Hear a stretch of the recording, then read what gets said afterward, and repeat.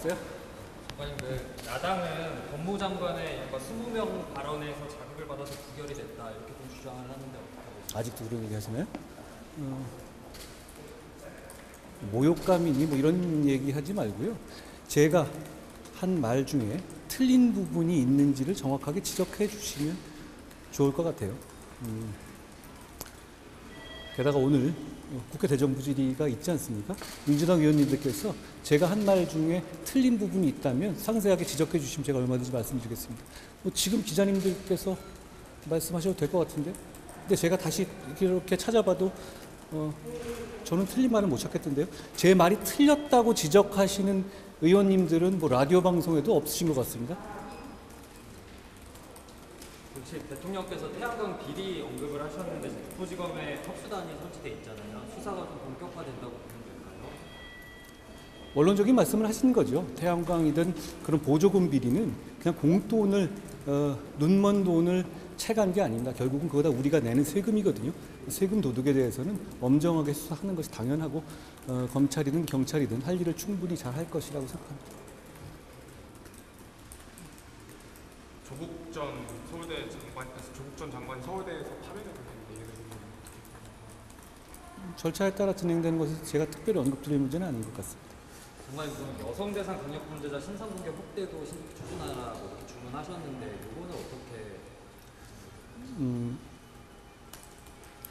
인권 침해의 우려가 없는지 충분히 고려하면서 필요한 조치를 저희가 제도적으로 구비하기 위해서 준비하고 있습니다.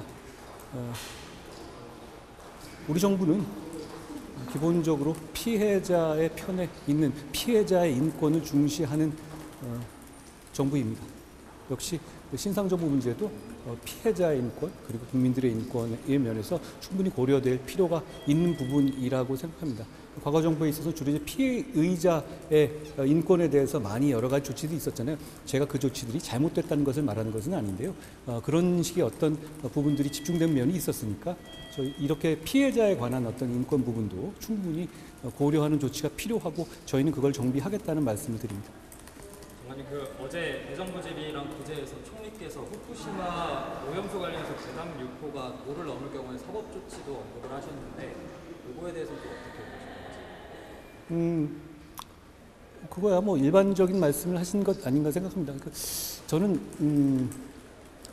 후쿠시마 오염수 방류 문제에 대해서는 법무부는 특별하게 주무부서는 아닙니다. 아시다시피 지난 정부부터 그래왔죠.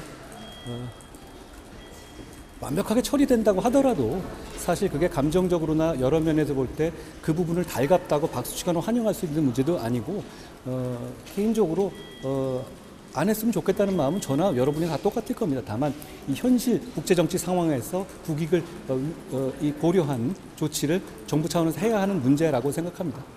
그리고 그게 그 이슈에 관해서는 과학을 무시하고 의도적으로 정략적으로 괴담을 퍼뜨리는 경우는 그건 당연히 국익이라든가 국민들의 직접적인 피해를 입기 때문에 막아야 되겠죠. 수산업자를 다 피해 보지 않습니까? 정치인은 피해 보지 않아요. 그렇지만 어떤 이 중요한 이슈에 대해서 그렇다고 해서 저희가 그 건강한 토론이라든가 합리적인 대화에 그 물꼬를 맞겠다 그런 취지 전혀 아니죠. 저도 이 부분에 대해서 국민들이 굉장히 이 심정적으로 이렇게 안 했으면 좋겠다고 생각하시는 거 저도 100% 공감합니다. 중국 대사관에서 2월달에 초청했다고 했는데 거부하신 이유나 상황에 대해서 제가 적절치 않다고 봤고요. 그 상황에 대해서는 이건 외교적인 어떤 대화의 내용이기 때문에 제가 이것을 공개하는 것은 적절하지는 않을 것 같고요. 그 문제에 대해서는 저는 정부의 입장과 같은 생각을 가지고 있다는 말씀을 드립니다. 마지막 하나만 더 여쭤보겠습니다. 중국인 국적 외국인 선거권 일부 제한하는 방안 작년에 추진하겠다고 말씀하셨는데 진행 상황이 좀 제가 작년 연말에 그런 말씀을 드렸죠. 그렇지만 제가 기자님의 질문을 약간 바로 잡자면 저는 중국인 국적의 영주권이라든가 중국인 국적의 투표권을 제한하겠다고 말한 적은 없고요. 그런 뜻이 아닙니다. 제 말씀은 투표권이나 영주권의 문제는 국민에게 부여되는 중요한 권리를 외국인에게 부여하는 것이잖아요. 그렇기 때문에 그 기준을 글로벌 스탠다드에 맞춰야 한다라는 말씀을 드린 거고 어떤 특정 국가를 상정해서 말한 취지는 아닙니다. 영주권이라든가 투표권에 대해서 우리처럼 상호주의를 조금 덜 고려하면서 이런 제도가 있는 나라가 세계적으로 없습니다.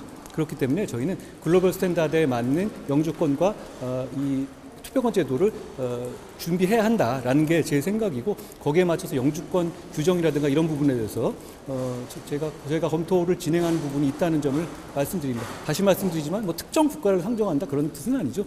꼭 중국을 상대한 한 문제가 아니라 국가가 가지고 있는 기본적인 기본권이라든 선거권이나 영주권이나 중요한 국민의 권리에 대한 어떤 입장과 태도라고 보시면 될 것 같습니다.